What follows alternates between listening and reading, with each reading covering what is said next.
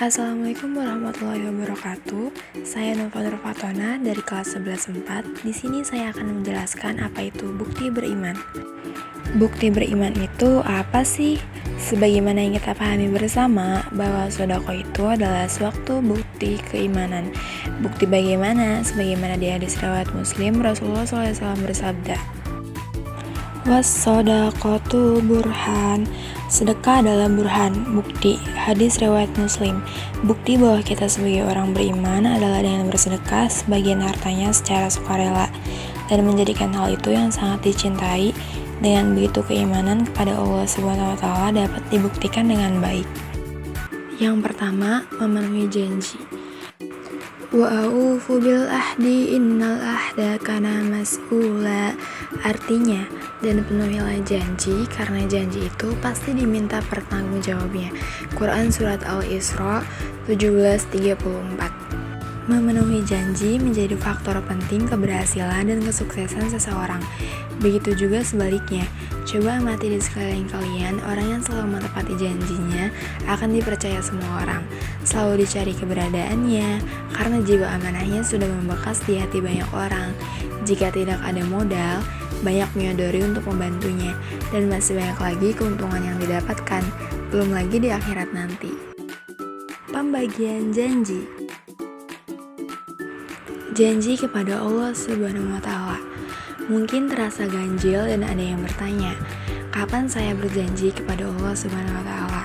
Jawabannya ternyata sudah dijelaskan di dalam Al-Quran, bahwa semua manusia tak terkecuali pernah melakukan perjanjian kepada Allah SWT di alam ruh dan rahim.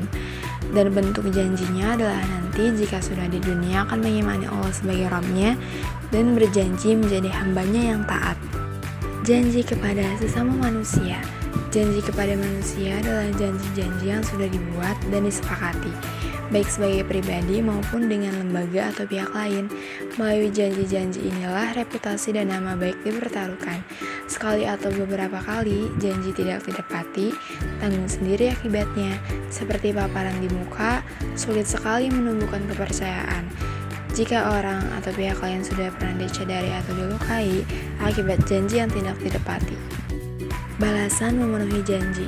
Yang pertama, mendapatkan predikat sebagai muttaqin dan menjadi sebab tergapainya sifat muttaqin. Yang kedua, menjadi sebab datangnya keberhasilan, keamanan, dan ketentraman serta jauh adanya konflik dan perselisihan. Yang ketiga, menghindari pertumpahan darah dan terjaga dari mengambil hak orang lain, baik dari pihak muslim atau non-muslim. Yang keempat, dapat menghapus kesalahan dan menjadi sebab dimasukkan ke dalam surga. Yang kedua dalam bukti beriman adalah mensyukuri nikmat. Syukur merupakan bentuk keridhaan atau pengakuan terhadap rahmat Allah SWT dengan seluruh hati. Makna lainnya adalah pujian atau pengakuan terhadap segala nikmat Allah SWT yang dibuktikan dengan kerendahan hati dan ketulusan menerimanya yang diwujudkan melalui ucapan, sikap, dan perilaku. Sementara makna nikmat menurut bahasa adalah pemberian anugerah, kebaikan, dan kesenangan yang diberikan manusia, baik berupa rezeki, harta, keluarga, maupun segala kesenangan yang lain.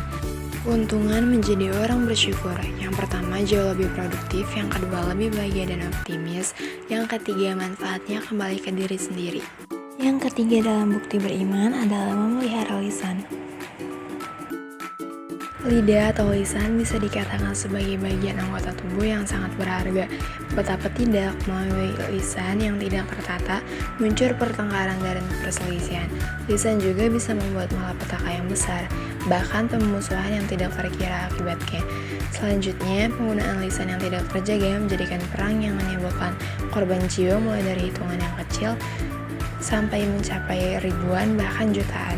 Sebaliknya, melalui lisan juga muncul berbagai macam kedamaian, kesejukan, cinta, dan harapan yang tersemai di lubuk jiwa untuk satuan, puluhan, ribuan, jutaan, bahkan miliaran umat manusia. Masih banyak manusia yang tetap memelihara harapan meski kondisinya memprihatinkan dan mengenaskan, karena masih percaya kepada janji-janji yang disampaikan. Petunjuk menjaga lisan. Yang pertama, menjauhi kebiasaan berkata bohong dan tidak bermanfaat. Jangan pula berbicara yang berlebihan. Yang kedua, jauhi pembicaraan yang batil, kotor, dan jorok. Yang ketiga, jangan berbicara dusta atau palsu. Ingat, tanda-tanda orang munafik salah satunya jika berbicara berdusta atau bohong. Yang ketiga, jangan gunakan lisanmu untuk menggunjing.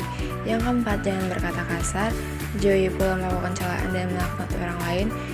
Yang keenam, jangan mengadu domba dan jangan pula mudah marah. Yang ketujuh, jawablah panggilan orang tua dengan sopan dan santun, serta jauhi banyak berbantah-bantahan. Yang keempat dari bukti beriman adalah menutup aib orang lain. Aib adalah celah, cacat, nista, noda, perilaku hina, atau ada juga bermakna kiasan yaitu arang di muka. Biasanya digunakan dalam kalimat bagaikan menaruh arang di muka, bahwa kalimat itu yang bersangkutan sudah dibuka aibnya, sehingga sangat malunya, hancur, lebur martabat dan nama baiknya seakan-akan sudah runtuh hidupnya disebabkan aibnya dibuka atau tersebar. Aib dibagi menjadi dua, yakni aib zahir yang nampak dan aib tersembunyi yang tidak nampak. Resume. Yang pertama, dinul Islam terdiri dari 3 pokok rukun. Pertama, akidah, yaitu pokok-pokok ajaran tentang keimanan yang dikenal dengan sebutan 6 rukun iman. Kedua, syariah, yakni pokok-pokok ajaran tentang hukum Islam yang dikenal dengan istilah 5 rukun Islam. Selanjutnya, ketiga, akhlak, yaitu tata, etika, atau moralitas hidup manusia yang bersumber dari wahyu Allah SWT. Yang kedua, iman itu memiliki 63 cabang atau bagian.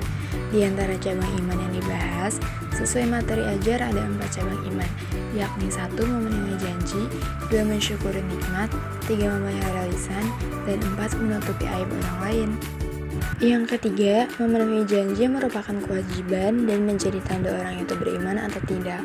Janji itu harus ditepati dan dipenuhi, dan setiap janji akan diminta pertanggungjawaban. Memenuhi janji menjadi faktor penting keberhasilan dan kesuksesan seseorang. Yang keempat, syukur merupakan bentuk keridoan atau pengakuan terhadap rahmat Allah SWT.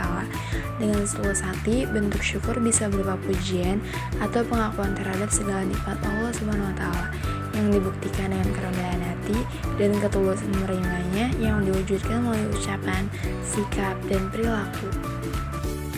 Yang kelima, lidah atau lisan menjadi bagian tubuh yang sangat berharga. Melalui lisan yang tidak tertata, muncul pertengkaran dan perselisihan. Lisan juga bisa membuat malapetaka yang besar, bahkan pembunuhan yang tidak terkira akibatnya. Yang keenam, sebaliknya, melalui lisan juga muncul berbagai macam kedamaian, kesejukan, cinta, dan harapan yang tersemai di lubuk jiwa untuk kesatuan puluhan, ribuan, jutaan, bahkan miliaran umat manusia. Saat ini masih banyak manusia yang tetap memelihara harapan meski kondisi memprihatinkan dan mengenaskan karena masih percaya kepada janji-janji yang disampaikan. Yang ketujuh, lidah dan lisan kita harus dijaga betul. Tipis sekali perbedaan antara bahagia dan celaka serta senang, susah hanya dari penggunaan lidah. Apalagi jika dikaitkan dengan ajaran Islam yang sudah memberi rambu-rambu dalam penggunaan lidah. Yang kedelapan, aib adalah celah, noda, dan perilaku hina. Jika aib itu terbuka, maka sama saja dengan menaruh arang di muka. Jadi yang bersangkutan sudah dibuka aibnya, sehingga akan merasa sangat malu. Hancur lebur martabat dan nama baiknya, seakan-akan sudah runtuh hidupnya. Yang kesembilan, begitu beratnya aib yang dibuka. Maka siapapun kita, jika mengetahui aib, maka hendaklah kita menutupi dan menyimpan rapat-rapat aib tersebut. Jangan sampai malah disebar ke khalayak ramai, seperti diri kita sendiri yang tidak ingin aibnya diketahui pihak lain.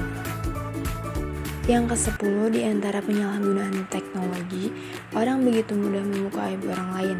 Boleh jadi di latar belakangnya rivalitas, persaingan, persinggungan kepentingan, bahkan bersifat iri dengki.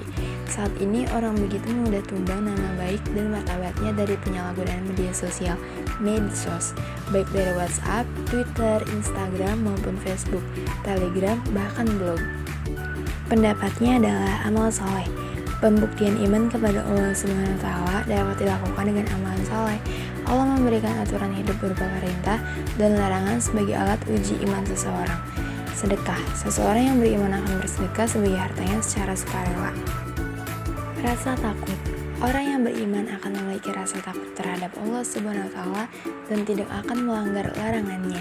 Sabar dan syukur merupakan sifat terpuji yang harus dimiliki oleh seseorang muslim sebagai bukti keimanan kepada Allah Subhanahu wa Ta'ala.